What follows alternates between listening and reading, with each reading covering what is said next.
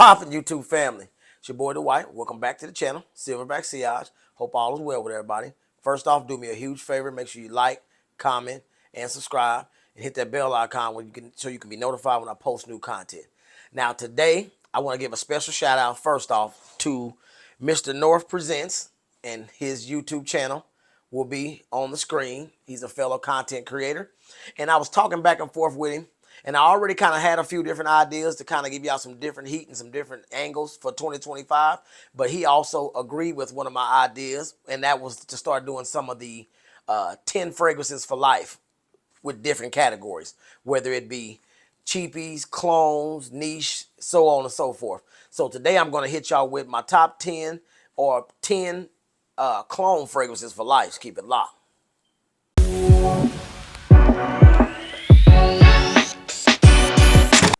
Well, let's get down to business. Now, today's list, like I stated before, is 10 clone fragrances for life. So if I had to get rid of all my other clones and just have 10, these are the 10. There's one honorable mention, but we'll talk about that on another video. Let's get down to business. First one, at the 10th spot, Baccarat Rouge by Lattafa, which is a Oud for Greatness clone. Very, very good smelling fragrance. Can be considered to be a little harsh in the opening, but from what I remember from smelling Oud for Greatness, as it begins to dry down and go off into the lifetime of you having it on your skin, it's dangerously close. I would say probably 80, 90, 85, 90%. I've actually heard recently that there's another clone out there, I think by Aventus, that they say is closer. Never got my nose on that one, so I'm rocking with this one. Next one. And I'm not going to spend a whole bunch of time on notes because each and every one of these already have a video of their own. So if you want to get off into the notes and the nuances heavily, check those out. And it's Mahir Legacy by Lattafa. Funny looking bottle, fingerprint magnet. But what you get with this one here, this is a clone of Parfums de Marly Sedley. And it does a really, really good job of it from the times that I've smelled Sedley and the review that I've done on there. I've had Sedley on my skin more than once, and alongside with this one, actually for a comparison's sake. This one here, what you get that's a little different from Sedley is it's a little bit more spicy, a little bit more peppery in the lifetime of the fragrance. But this one here, to me, projects a little heavier than Sedley and even lasts equally as long, maybe a little longer, depending on how heavy you go on the sprays on either fragrance. But it's an outstanding inspired by fragrance that's inspired by Sedley of Parfums de Marly. Definitely to get your nose on this one. Next one, another heavily inspired fragrance by Lattafa, and that's Lattafa Assad. Now this one here is inspired by Dior Sauvage Elixir. Dangerously close. But what I do get in this one that I don't get in the Sauvage is there is a pineapple note that hangs out for about the first maybe 30 minutes of application, maybe even 15 minutes to be actually, because it don't hang around very, very long. There's a small hint that I began to pick up as this fragrance has macerated over time of a little bit of coffee in the background, but I don't believe that it's real, real prevalent. And it definitely doesn't stick around too much longer than the pineapple, but it's an excellent clone or inspired by fragrance when it comes to the Dior Sauvage Elixir DNA. But for 20 bucks, if you don't want to spend Dior Sauvage money, considering that you only get a 60 ml bottle for around that $160, $170 price point, spend your 20 bucks and get this one here and save yourself the headache. Next one, we're headed to the sister company of Lattafa, and that's Maison Alhambra with Porto Neroli. Now, as you can tell by that juice level, me and my wife wear this one a lot. In and out the shower, just on a quick hot day out, moving around. We got this at the tail end of, I want to say the tail end of summer, if I'm not mistaken, but we've already almost knocked this bottle completely out because in my humble opinion, there's never a bad time to smell like this fragrance right here. It's inspired by Tom Ford's Neroli Portofino, hence the name. To me, it got the scent profile very, very close I haven't been fortunate enough to be able to smell other clones of Neroli Portofino, but to me they did a heck of a good job on this one here. And to me, Neroli Portofino, the real deal, is a little far overpriced, which hence a lot of the Tom Ford private blends are. And this one here kind of scratches that itch for me for about $35. So you be the judge on that.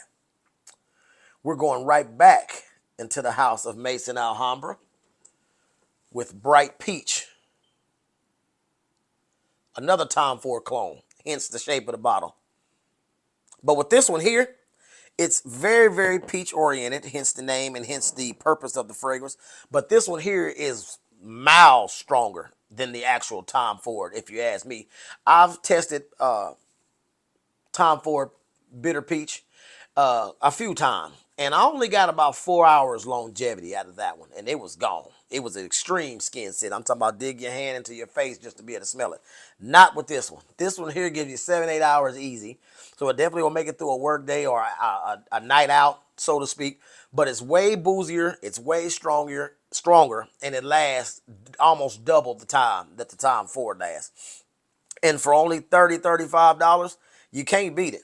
I see them all the time on Jama Shop and Amazon. Next one. This one here is inspiring me to go ahead and potentially blind buy Baby Cat, and that's Rifaka by Paris Corner. Now, what do you get with this one? Smoky vanilla. This is a very, very resinous, smoky, strong vanilla scent that to me is strong enough to cut through the cold, but can also be worn in the fall. It wouldn't be my first choice to be putting it on, depending on, especially if I'm not in a climate controlled area in the summertime, but you could even pull this one off in some cool spring afternoons. But it's perfect for the fall and winter time. And if the actual Baby Cat is anything like this as far as the scent profile, but smoother and more refined, I almost can say I'm a part have to blind buy that one, especially since it's scarce to try to find it on a regular basis still recently.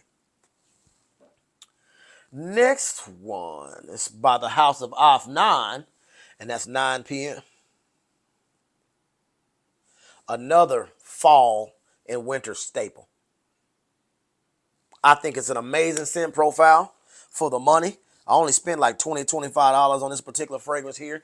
But to me, I personally can say that I like it better than the original, being the Ultra Male DNA by Jean Paul Gaultier, because the Jean Paul Gaultier to me is a little bit more screechy, not quite as smooth as this clone, in my humble opinion. It would be a party goer's scent profile, either bottle. You know what I'm saying? And a lot of time it fits in the younger demographic, but I know when to wear it and how to wear it. But where this one has a crisp apple, green apple opening, the Jean Paul Gaultier has a pear opening. But this one is stronger, a little smoother to me, so I'll take this one. Next one, we're going to the House of Armaf with Armaf Club de Nuit Untold. Now this one here is cloning a very, very popular scent profile within the fragrance community, and that's the Baccarat Rouge DNA.